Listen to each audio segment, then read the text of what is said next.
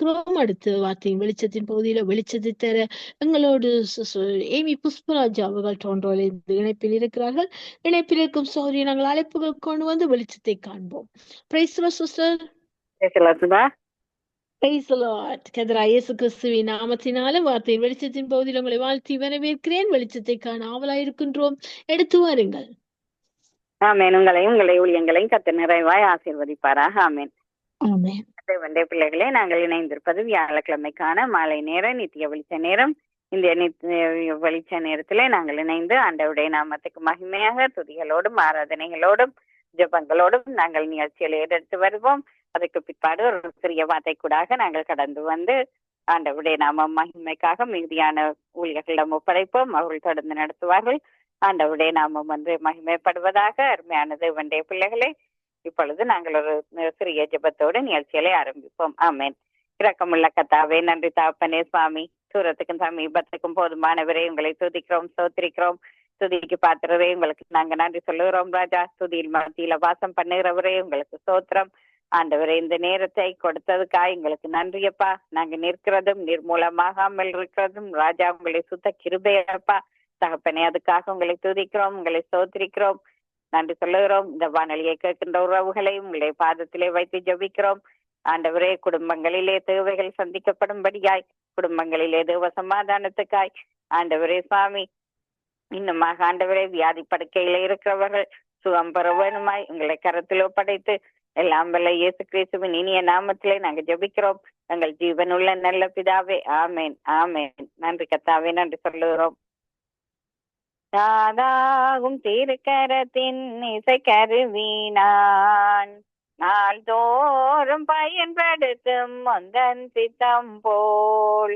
தாதாகும் திருக்கரத்தின் இசை கருவினான் நாள்தோறும் பயன்படுத்தும் முந்தன் சித்தம் போல்.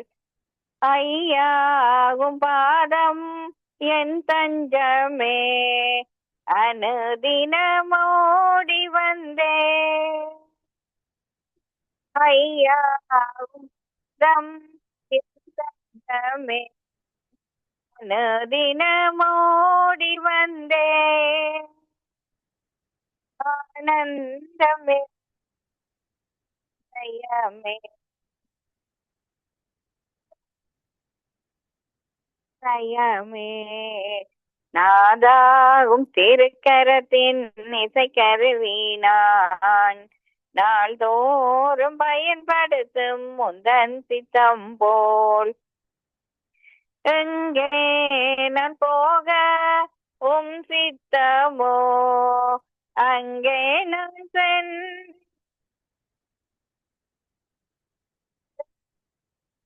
போக சித்தமோ.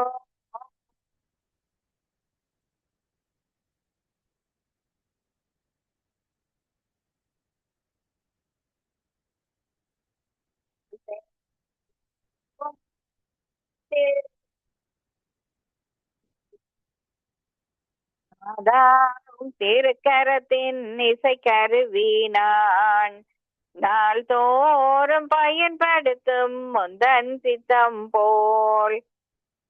புது பாடல் தந்து ஆசீர்வதியும் பரவசமாகிடுவேன். புது பாடல் தந்து ஆசீர்வதியும் பரவசமாகிடுவேன். எக்காலம் நானூதிடுவேன், எக்காலம் நானூதிடுவேன். நாதாகும் திருக்கரத்தின் இசை கருவினான் நாள்தோறும் பயன்படுத்தும் முந்தன் சித்தம் போல். நிந்தைகள் நெருக்கம் துன்பங்களில் துதி பாடி மகிழ்ந்திருப்பேன்.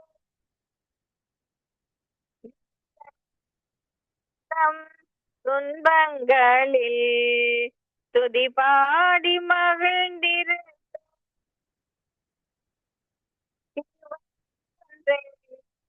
போதுமையா உம் கிருபை ஒன்றே போதுமையா.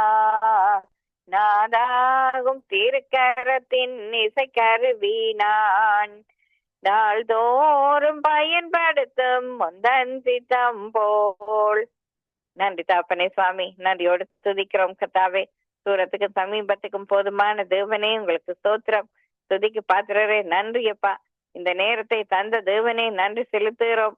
இயேசு கிறிஸ்துவின் நாமத்திலே ஜெபிக்கிறோம் எங்கள் ஜீவன் உள்ள நல்ல பிதாவே, ஆமேன்.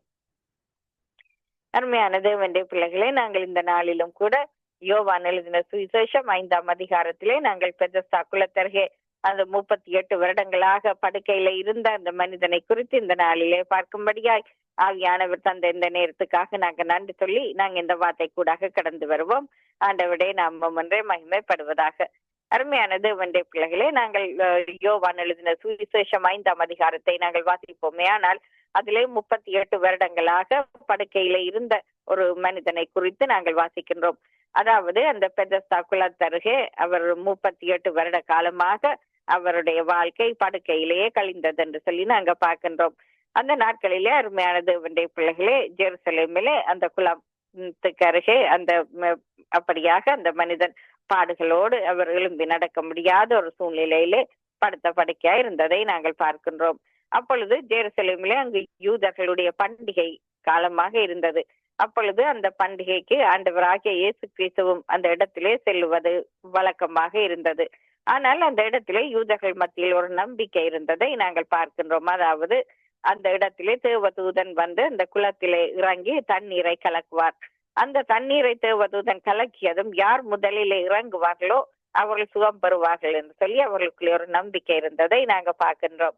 ஆனாலும் கூட அருமையான தேவனுடைய பிள்ளைகளை இந்த இடத்திலே பார்க்கும் பொழுது அங்கு தேவதூதன் தண்ணீரை கலக்கினதும் அநேகர் அந்த இடத்திலே முந்தி அடித்துக் கொண்டு அந்த குளத்திலே இறங்குகிறதை நாங்கள் பார்க்கின்றோம். ஆனால் இந்த மனிதனுடைய சூழ்நிலையை நாங்கள் பார்க்கின்றோம். அவருடைய சூழ்நிலையானது அந்த குளத்திலே இறங்க முடியாத ஒரு சூழ்நிலை, ஒரு உதவியற்ற சூழ்நிலை. அவரை அந்த குளத்திலே கூட இறக்கி விட யாரும் இல்லை என்ற நேரத்திலே. அப்படியான ஒரு தனிமையான ஒரு சூழ்நிலையிலே, எல்லாராலும் கைவிடப்பட்ட அந்த சூழ்நிலையிலே அந்த பெத்தஸ்தா குளத்தருகே அவர் படுத்திருக்கிறதை நாங்கள் பார்க்கின்றோம். ஆனாலும் கூட அருமையான தேவனுடைய பிள்ளைகளே, அந்த இடத்திலே அங்கு ஆண்டவராகிய இயேசு கிறிஸ்து வருகின்றார். அந்த இடத்திலே அங்கு ஆண்டவராகிய இயேசு கிறிஸ்து அந்த மனிதனை காண்கின்றார். அந்த இடத்திலே முதலிலே நாங்கள் பார்ப்போமே. ஆனால் அங்கு ஆண்டவராகிய இயேசு கிறிஸ்து அந்த இடத்திலே அந்த மனிதனை பார்த்து ஒரு கேள்வியை கேட்கின்றார். அதாவது, உனக்கு சுகமடைய விருப்பம் தானா என்று சொல்லி ஒரு கேள்வியை கேட்கின்றதை நாங்க பார்க்கின்றோம். ஆனாலும் கூட அந்த இடத்திலே அருமையான தேவனுடைய பிள்ளைகளே, அந்த மனிதன் ஆண்டவராகிய இயேசு கிறிஸ்துவை நோக்கி அந்த இடத்திலே அங்கு குளத்திலே தண்ணீர் கலக்கப்படும் பொழுது எல்லோரும் அந்த இடத்திலே முந்தி அடித்துக் கொண்டு இறங்கி விடுகிறார்கள் என்றும், அந்த இடத்திலே தன்னை தூக்கி விட யாரும் இல்லை என்று சொல்லி அப்படியாக அவர் அந்த இடத்திலே சொல்லுகிறதை நாங்கள் பார்க்கின்றோம்.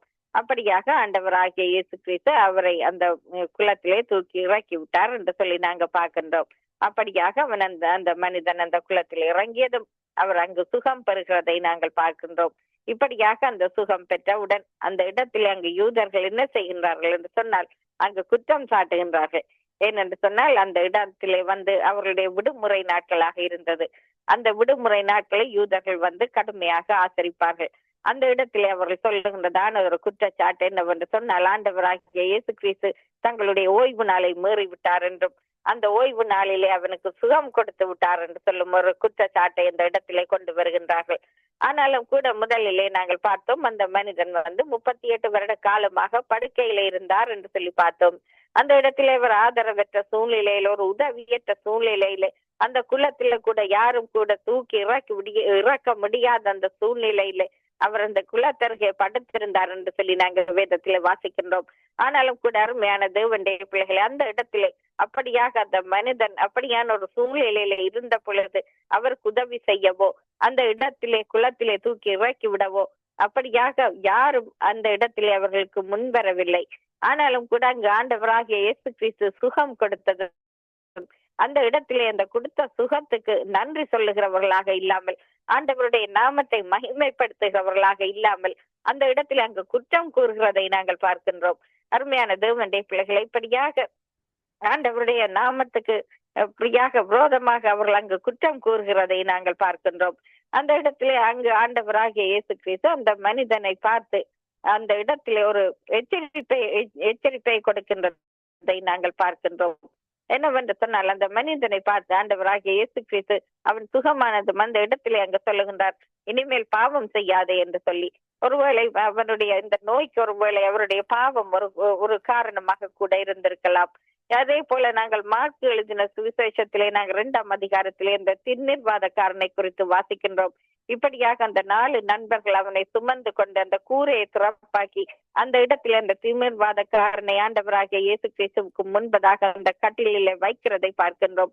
அதே போல அந்த 4 நண்பர்களும் தங்களுடைய நண்பன் சுகம் பெற வேண்டும் என்ற ஒரு நோக்கத்தோடும் அவனை எப்படியாவது இந்த நோயிலிருந்து விடுவிக்க வேண்டும் என்ற தாகத்தோடும் ஆண்டவராகிய இயேசு கிறிஸ்துவை ஒரு விசுவாசத்தோடு அந்த இடத்திலே கொண்டு வந்தார்கள்.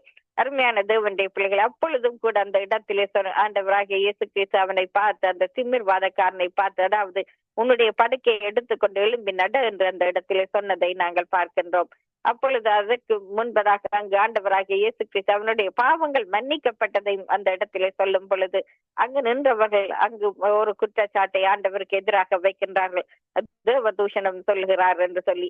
அப்படியாக அருமையான தேவனுடைய பிள்ளைகளை, அப்படியாக அங்கு ஆண்டவராகிய இயேசு கிறிஸ்து ஒரு நன்மை செய்யும் பொழுது அந்த நன்மைக்கு எதிராக அந்த இடத்திலே அங்கு மக்கள் ஒரு கலகம் பண்ணுகிறதை நாங்கள் பார்க்கின்றோம். அதே போலத்தான் அருமையான தேவனுடைய பிள்ளைகள், எங்களுடைய வாழ்க்கையிலும் சில வேளைகளிலே எங்களை அறிந்தோ அறியாமலோ நாங்கள் ஒரு பாவ காரியத்தை நாங்கள் செய்து விடுவோமே. ஆனால் அந்த பாவத்தை நாங்கள் ஆண்டவரிடத்திலே முழு மனதோடு நாங்கள் அறிக்கை பண்ணும் பொழுது அந்த இடத்திலே எங்களுடைய பாவங்கள் அந்த இடத்திலே மன்னிக்கப்படுகின்றது, எங்களுடைய நோய்கள் குணமாகின்றது. அநேகர் இன்றைய நாளிலே நாங்கள் வியாதியஸ்தர்களுக்காக ஜெபிக்கின்றோம், எங்களுடைய சரீர பலவீனங்களில் இருந்து எங்களுக்கு ஒரு விடுதலைக்காக ஜெபிக்கின்றோம். ஆனாலும் கூட அங்கு ஆண்டவராகிய இயேசு கிறிஸ்து ஒரு கேள்வியை கேட்கின்றதையும் கூட நாங்கள் மறந்து விட முடியாது. என்னவென்று சொன்னால், உனக்கு சுகமடைய விருப்பம் தானா என்று அங்கு ஆண்டவராகிய இயேசு கிறிஸ்து ஒரு கேள்வியை கேட்கின்றார்.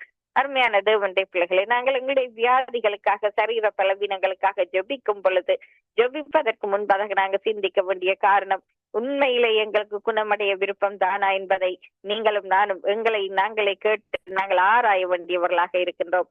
நாங்கள் சுகம் பெற வேண்டும் என்று நாங்கள் ஜெபித்தால் மாத்திரம் போதாது, அந்த இடத்திலே அந்த சுகத்தை நாங்கள் பெற்றுக் கொள்ள வேண்டும்.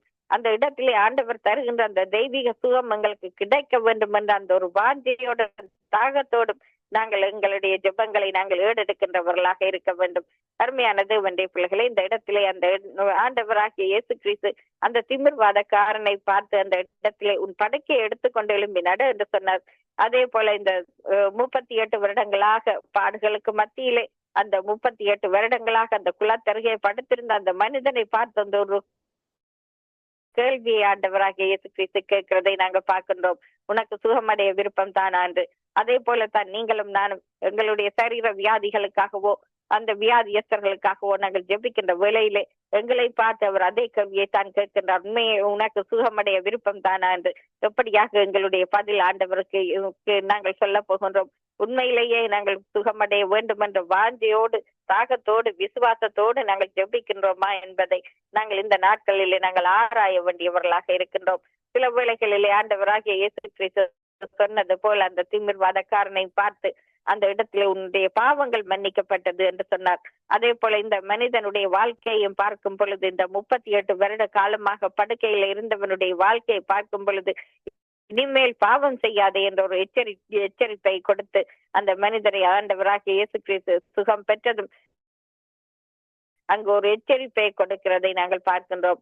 அருமையான தேவனுடைய பிள்ளைகளை, இதுல நாங்க 2 விஷயங்களை பார்க்க முடியும். என்னவென்று சொன்னால், முதலிலே நாங்க ஆண்டவராகிய இயேசு கிறிஸ்து எங்களுக்கு குணமடைய விருப்பம் தானா என்பதை குறித்து ஆராய்ந்து அறிகிறவராக இருக்கின்றார். அதற்கு பிற்பாடு எங்களுக்கு ஒரு எச்சரிப்பை கொடுக்கின்றார், அதாவது பாவம் செய்யாதே என்று சொல்லி, இனிமேல் பாவம் செய்யாதே என்று சொல்லி ஒரு எச்சரிப்பை கொடுக்கின்றார். அருமையான தேவனுடைய பிள்ளைகளை, இப்பொழுது நீங்களும் நானும் இந்த பாவம் நிறைந்த உலகிலே நாங்க வாழ்ந்து கொண்டிருக்கின்றோம். ஆனா நாங்க செய்கின்ற காரியம் என்னவென்று சொன்னால், சில வேளைகளிலே நாங்க செய்கின்ற காரியங்கள் பாவ காரியங்கள் இல்லையா என்பது கூட எங்களுக்கு தெரிவதில்லை. ஆனாலும் கூட நாங்கள் அதை மனம் திறந்து ஆண்டவராகிய இயேசு கிறிஸ்துவுடன் நாங்கள் அறிக்கை செய்யும் பொழுது எங்களுடைய பாவங்களை அங்கு தேவன் மன்னிக்கிறவராகவே இருக்கின்றார். அதோடு மாத்திரமல்ல, உங்களையும் என்னையும் அவர் இப்பொழுதும் எச்சரித்துக் கொண்டிருக்கின்றார், இனிமேல் பாவம் செய்யாதே என்று. அப்படியாக அந்த எச்சரிப்பின் சத்தத்தை நீங்களும் நானும் கேட்டு நாங்கள் ஒரு தேவ பயம் உள்ளவர்களாய் ஆண்டவருடைய பாதத்தில் எங்களுடைய பாவங்களை நாங்கள் அறிக்கை செய்வோமே, ஆனால் நிச்சயமாக ஆண்டவராகிய இயேசு கிறிஸ்து எங்களுக்கு வாழ்வழிக்க காத்திருக்கின்றார். நாங்கள் 1 யோவான் 1ஆம் அதிகாரம் அந்த 9ஆம் வசனத்தை நாங்கள் வாசிப்போமே, ஆனால் நம்மில் பாவம் இல்லை என்போமே, ஆனால் நம்மை நாமே வஞ்சிக்கிறவர்களாவோம் என்று சொல்லி நாங்கள் வேதத்திலே பார்க்கின்றோம். அதே போல இந்த பாவம் நிறைந்த உலகிலே இருக்கிற நீங்களும் நானும் நாங்கள் பாவம் செய்வதில்லை என்றோ எங்களில பாவம் இல்லை என்றோ நீங்கள் நானும் சொல்ல முடியாது. ஏனென்றால் இந்த பாவம் நிறைந்த உலகிலே இருக்கிற நாங்கள் ஏதோ ஒரு விதத்திலே நாங்கள் பாவம் செய்கின்றவர்களாக இருக்கின்றோம். அதனாலே நீங்களும் நானும் இந்த கடைசி காலத்திலே ஆண்டவருடைய பாதத்தில் இருந்து எங்களுடைய பாவங்களுக்காக நாங்கள் மனம் திரும்பி நாங்கள் மன்னிப்பை கேட்கும் பொழுது, அந்த இடத்திலே நாங்கள் பாவத்தை ஆண்டவருடைய சமூகத்திலே விட்டுவிடும் பொழுது அந்த பாவம் எங்களுக்கு மன்னிக்கப்படுகின்றது. அதோடு கூட தாவீது ராஜாவுடைய வாழ்க்கை குறித்து நாங்கள் 51ஆம் சங்கீதத்திலே வாசிக்கின்றோம். அந்த இடத்திலே அவர் என்ன சொல்லுகின்றார்? என்னை ஈசோப்பினால் சுத்திகரியும், அப்பொழுது நான் சுத்தமாவேன் என்று சொல்லி அந்த இடத்திலே சொல்லுகின்றார். என்னை கழுவியருளும், நான் உறைந்த மலையிலும் வெண்மையாவேன் என்று. அப்படியாக நீங்களும் நானும் தாவீது ராஜாவை போல ஒவ்வொரு நாளும் ஆண்டவரை நோக்கி என்னை ஈசோப்பினால் சுத்திகரியும் என்று நாங்கள் சொல்லுகின்றவர்களாக நாங்கள் இருக்க வேண்டும். எங்களை கழுவும்படியாக நாங்கள் கேட்க வேண்டும். அப்பொழுது நாங்கள் உறைந்த மலையிலும் நாங்கள் வெண்மையாவோம் என்று சொல்லி நாங்கள் ஆண்டவரிடத்திலே நாங்கள் அறிக்கை செய்து ஒரு மனதுருக்கத்தோடு நாங்கள் இந்த பாவத்தை நாங்கள் அவருடைய சமூகத்திலே விட்டு விடுவோமே, ஆனால் நிச்சயமாக எங்களுக்கு மன்னிப்புண்டு. பரலோக ராஜ்யத்திலே நாங்கள் அவருடைய ராஜ்யத்திலே நாங்கள் பங்குள்ளவர்களாக நாங்கள் மாற முடியும். அருமையான தேவனுடைய பிள்ளைகளை, இப்பொழுது நாங்கள் கடைசி காலத்திலே இருக்கின்றோம். ஆண்டவருடைய வருகை எப்பொழுது என்று எங்களுக்கு தெரியாது. ஆனால் அவருடைய வருகை எந்த நேரத்திலும் இருக்கக்கூடும். அப்பொழுது நீங்களும் நானும் தயாராக இருக்க வேண்டும் அவரோடு நாங்கள் செல்லுவதற்கு. அந்த இடத்திலே நீங்களும் நானும் எங்களுடைய பாவங்களை நாங்கள் மூடி மறைத்து நாங்கள் மனம் போன போக்கிலே நாங்கள் வாழ்ந்து கொண்டிருப்போமே, ஆனால் நாங்கள் நித்திய ராஜ்யத்துக்குள்ளே அங்கு காலடி எடுத்து வைக்க முடியாதவர்களாய், அவருடைய வருகையிலே நாங்கள் கைவிடப்பட்டவர்களாய் நாங்கள் நிற்க வேண்டிய ஒரு சூழ்நிலை வரும். அதனாலே நீங்களும் நானும் இந்த கடைசி காலத்திலே அவருடைய பாதத்திலே எங்களுடைய பாவங்களை அறிக்கை விட்டு மெய்யாகவே நாங்கள் மனம் திரும்பி நாங்கள் நடப்போமே, ஆனால் அவருடைய வசனத்தை நாங்கள் கை கொள்ளுவோமே, ஆனால் நீங்களும் நானும் நித்திய ராஜ்யத்திலே காலடி எடுத்து வைப்பதென்பது நிச்சயமாக அங்கு எங்களுடைய வாழ்க்கையில உறுதி செய்யப்பட்ட ஒன்றாக இருக்கின்றது. ஏனென்றால் அவர் நாங்கள் எங்களுடைய பாவங்களை அறிக்கை செய்யும் பொழுது அவர் தன்னுடைய இரத்தத்தினாலே எங்களை சுத்திகரித்து ஜீவ புத்தகத்தில் எங்களுடைய பெயரை எழுதுகிறவராக இருக்கின்றார். இன்று எத்தனை பேர் இந்த வானொலியை கேட்கின்ற நீங்கள் உங்களுடைய பெயர் ஜீவ புத்தகத்திலே இருக்க வேண்டும் என்று நீங்கள் வாஞ்சிப்பீர்களே, ஆனால் இப்பொழுது நீங்கள் ஒரு சிறிய ஜெபத்தை நீங்கள் இருந்த இடத்திலே நீங்கள் செய்து ஆண்டவரை வரவழைத்தீர்களே, ஆனால் நிச்சயமாக உங்களுடைய பேர் அங்கு ஜீவ புத்தகத்திலே இருக்கும் என்பதிலே எந்த விதமான சந்தேகமும் இல்லை. இன்னும் எத்தனை பேர் இந்த வானொலியை கேட்கிற நீங்க இன்னும் ரட்சிப்புகளே வராம இருப்பீங்களே, ஆனா இப்பொழுது இந்த நிமிஷமே நீங்கள் உங்களை ஆண்டவருக்கு ஒப்பு கொடுக்கும் பொழுது நிச்சயமாக ஆண்டவராகிய இயேசு கிறிஸ்து உங்களுடைய உள்ளத்திலும் உங்களுடைய இல்லத்திலும் வாசம் பண்ணி உங்களை வழி நடத்த அவர் வாஞ்சிக்கின்றவராக இருக்கின்றார். நாங்கள் ஜெபிப்போம். நன்றி தகப்பனே சுவாமி, நன்றியோடு துதிக்கிறோம் கர்த்தாவே சுவாமி. தூரத்துக்கும் சமீபத்துக்கும் போதுமான தேவனே உங்களை துதிக்கிறோம், உங்களை சோதரிக்கிறோம். ஆண்டவரே, இந்த நாட்களிலே இயேசப்பா நாங்கள் கடைசி காலத்திலே நிற்கிறோம் தகப்பனே. ஆண்டவரே, எங்களுடைய பாவங்களை மன்னித்து இயேசப்பா எங்களுக்கு வாழ்வளிக்கும்படியாக நாங்கள் ஜெபிக்கிறோம் கர்த்தாவே சுவாமி. ஆண்டவரே, உங்களுடைய வருகையிலே நாங்கள் எதிர்கொண்டு வருகிறவர்களாய் எங்களை மாற்றும்படியா ஜெபிக்கிறோம். உங்களுடைய வருகைக்கு நாங்கள் தகுதியானவர்களாய் இருக்க உதவி செய்யும்படியா ஜெபிக்கிறோம். ஆயத்தமுள்ளவர்களாய் இருக்க உதவி செய்யும்படியா ஜெபிக்கிறோம் அப்பா. ஆண்டவரே, உங்களுடைய வருகையிலே நாங்கள் கைவிடப்பட்டு போகாதபடி நாங்கள் வேண்டி நிற்கிறோம் தகப்பனே சுவாமி. அதே போல இந்த வானொலியை கேட்கின்ற உறவுகளும் கர்த்தாவே சுவாமி, யார் யார் எல்லாம் இன்னும் ரட்சிக்கப்படாதிருக்கிறார்களோ கர்த்தாவே சுவாமி, அவர்களுக்குள்ளே ஒரு ரட்சிப்பின் அனுபவத்தை கட்டளையிடும்படியாக நான் இந்த வேளையில ஜெபிக்கிறேன் கர்த்தாவே சுவாமி. அதே போல இந்த ஊழியத்தை செய்து கொண்டிருக்கின்ற சகோதரி சுபாவை உங்களுடைய கரத்திலே நான் ஒப்பு கொடுத்து ஜெபிக்கிறேன் அப்பா. ஆண்டவரை, உங்களுக்கு நேரத்தை கொடுக்கின்ற அந்த மகளை நீங்க காண்கிற தேவனா இருக்கிறீங்க. கொடுத்திருக்கிற ஒவ்வொரு தாளந்துகளுக்காக நாங்க நன்றி சொல்லுகிறோம். கணவரை, பிள்ளைகளை ஒப்பு கொடுக்கிறோம் கர்த்தாவே சுவாமி. குடும்பத்துல எந்த ஒரு நன்மையும் சகோதரிக்கு குறைவுபடாதபடி நாங்க ஜெபிக்கிறோம் கர்த்தாவே சுவாமி. ஆண்டவர், இந்த நேரத்திலும் ஆண்டவரே சுவாமி, உங்களுக்கு அருமையான ஒரு தகப்பனா இருக்கிற மகேந்திரன் ஐயா அவர்களையும் ஒப்பு கொடுக்கிறோம் கர்த்தாவே சுவாமி. ஆசீர்வதிக்க வேணும் எங்களை கரத்தில் ஒப்படைக்கிறோம். அவருடைய குடும்பத்தார் அனைவரையும் இரத்த கோட்டைகளை மூடி பாதுகாத்து அவருக்கு நல்ல சரீர சுகம் பலன் ஆரோக்கியத்தை கட்டளையிடும்படியா ஜெபிக்கிறோம். சகோதரி ரஞ்சினி அலங்காரம் மணியை ஒப்பு கெடுக்கிறோம். சகோதரி டாலி சிஸ்வை ஒப்பு கெடுக்கிறோம் கத்தாவே சுவாமி. சகோதரி கருணாவை ஒப்பு கெடுக்கிறோம் ஆண்டவரே சுவாமி. இன்னும் வார்த்தையோடு வருகின்ற தாசர்களையும் அபிஷேகம் பண்ணும்படியாக ஜெபிக்கிறோம். அவர்களுக்கு ஒரு அபிஷேக வல்லமே கட்டளையிடும்படியாக ஜெபிக்கிறோம். ஆண்டவரை உங்களுடைய நீங்க எங்களுக்கு கொடுத்த அந்த அதிகாரத்தை ஆண்டவரை கையில் எடுக்கிறவர்களா எங்களை மாற்றும்படியாக ஜெபிக்கிறோம். ஆண்டவரை இந்த சங்கமம் வானொலி ஊழியம் இன்னும் பழுகி பெருகும்படியாக ஜெபிக்கிறோம். ஆண்டவரை இந்த ஊழியத்தை செய்கின்ற இந்த குடும்பத்தாரை எங்களுடைய கரத்திலே நாங்கள் ஒப்படைக்கிறோம். ஆண்டவரை இந்த குடும்பத்தாரை ஆசீர்வதிக்கும்படியாய் சந்ததியாய் இந்த ஊழியங்கள் தொடர்ந்து நடக்க உதவி செய்யும்படியா ஜெபிக்கிறோம் ஆண்டவரே.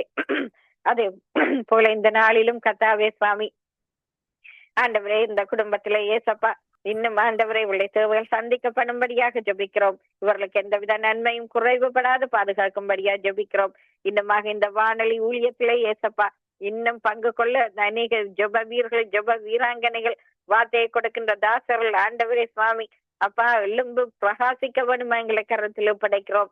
அதே போல இந்த புதிய நாளில் தாப்பனே சுவாமி உங்களுடைய பாதத்தில் எங்களை தாழ்த்தி ஒப்பு கொடுக்கிறோம் கத்தாவே சுவாமி. அதே போல இந்த நேரத்திலும் ஆண்டவரே சுவாமி கூட இருந்த இந்த பாடசாலை பிள்ளைகளை ஒப்பு கொடுக்கிறோம். ஆண்டவரே இந்த பாடசாலை விடுமுறை நாட்கள் வருகின்றது கத்தாவே. இந்த பிள்ளைகள் வழி தப்பி போய் விடாத படிக்க கத்தாவே சுவாமி. தவறான காரியங்களுக்கு தங்களை ஒப்பு கொடுத்து விடாத படிக்க கத்தாவே சுவாமி. இந்த பிள்ளைகள் எல்லாம் ஆண்டவரே சுவாமி உங்களுடைய வசனத்தை கற்றுக்கொள்ளுகிறவர்களாய் உங்களுடைய வசனத்திலே அவர்களுக்கு ஒரு வாஞ்சை ஒரு தாகம் ஏற்படும்படியாக நாங்க ஜெபிக்கிறோம். தொலைபேசி இணைப்புகள் இன்டர்நெட் இணைப்புகள் எல்லாவற்றின் மீதும் கல்வாரி ரத்தத்தை பூசி ஜெபிக்கிறோம். எங்கள் விண்ணப்பங்கள் வேண்டுதலை கேட்டதுக்காய் நன்றி அப்பா. ஆமென்றும் ஆமேன் என்று தந்த பதிலுக்காய் நன்றி சுவாமி. இயேசு கிறிஸ்துவின் இனிய நாமத்திலே ஜெபிக்கிறோம் எங்கள் ஜீவனுள்ள நல்ல பிதாவே. ஆமேன் ஆமென் ஆமென் ஆமென்.